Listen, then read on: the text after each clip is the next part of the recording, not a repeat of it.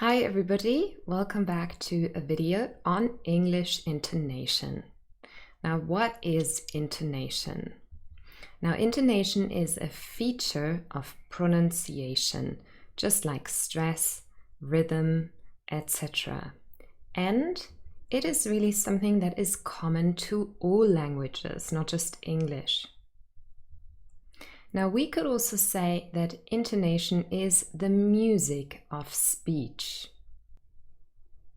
We could say that intonation is how our voice rises and falls when we speak. And so this is really a change in pitch. You might wonder, what is pitch? We can describe pitch as the highness and lowness of our voice.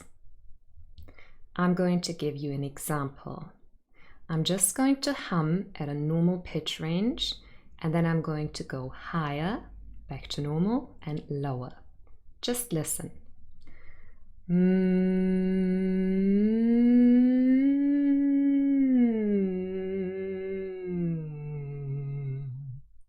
You've just heard my voice starting at a normal pitch range, probably the range I would be speaking just right now. This is the pitch range I'm usually speaking in.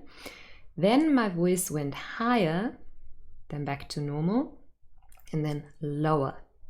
I would encourage you to try this experiment out yourself. Experiment a bit with your voice here.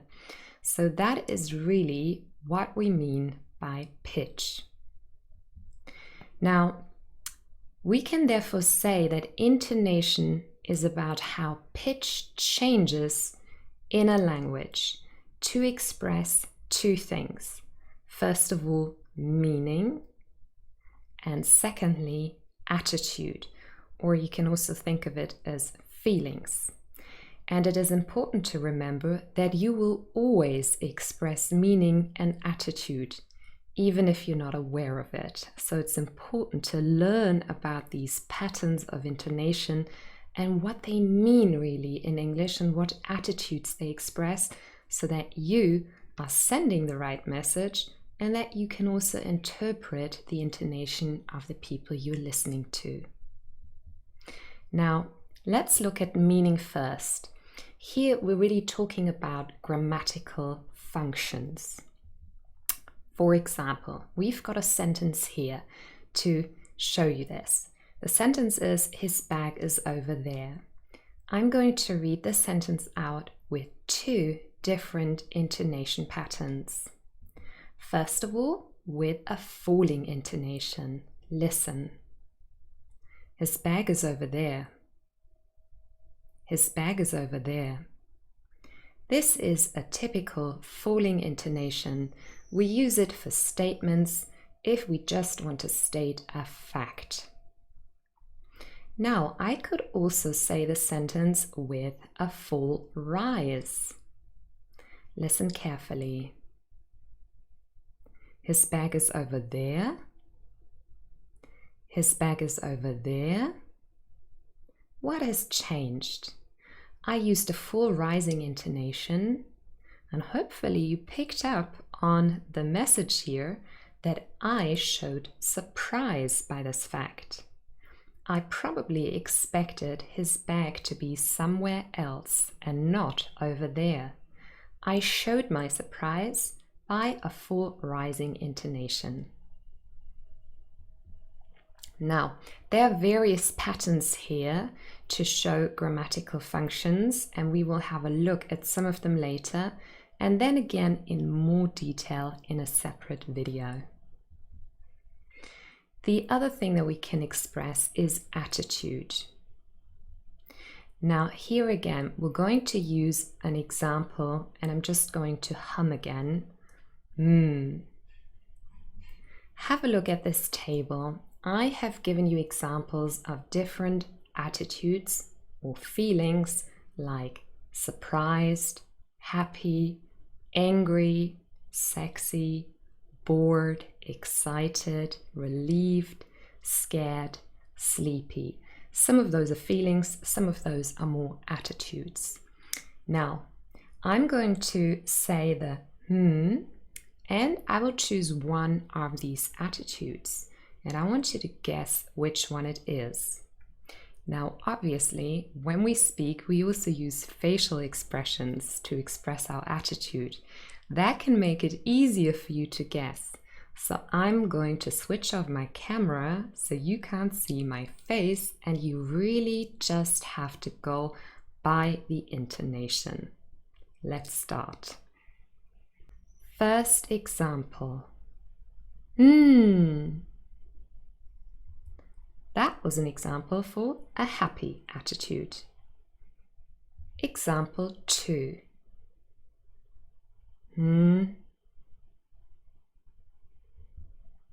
Bored. Example 3.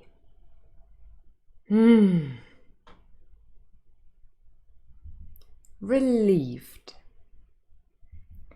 And example 4. Sexy. I hope you were able to guess them all correctly. This was just to give you a little experience of how we can express attitude through our intonation without really using any words. I was simply just humming. Now, I would encourage you to try this out yourself. If you are a student of English, do it with a partner and let them guess your attitude. Of course, you could also use the word hello instead of just humming, and try to express the different attitudes just using the word hello. Again, it is a little bit more difficult maybe if you can't see your partner's face. So you could just sit back to one another. One of you chooses an attitude, says the word hello, and the other one has to guess. So I have tried this many times with my students, and it's just to show them how they can use the change in pitch to express attitude in English. Now, let's have a look at patterns of intonation in English. There are 3 main patterns of intonation. The first one is a falling intonation, and you've seen an example before, and we usually use this for statements, to state facts. I have just used a falling intonation twice, to state facts. The second one is a rising intonation. This is very typical for yes/no questions in English. Are you happy? A rising intonation. And the third one is a fall rise intonation. We often use this when we're unsure, and sometimes also to show that we're just being polite. And again, I gave you an example before with the sentence, his bag is over there, and I was surprised, I was unsure. These are the 3 main patterns of intonation in English, and we're going to have a look at them in more detail in our next video. How can you improve your intonation in English?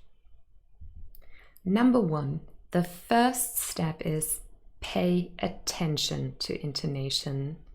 When you first start learning a language, you're usually very occupied by focusing on vocabulary and grammar. Intonation, not so much. Maybe you think of pronunciation, but you think of the pronunciation of words and sounds. But intonation is also very, very important. So step number 1 is pay attention, especially when you listen to English speakers. Pay attention to their intonation. Then notice intonational patterns.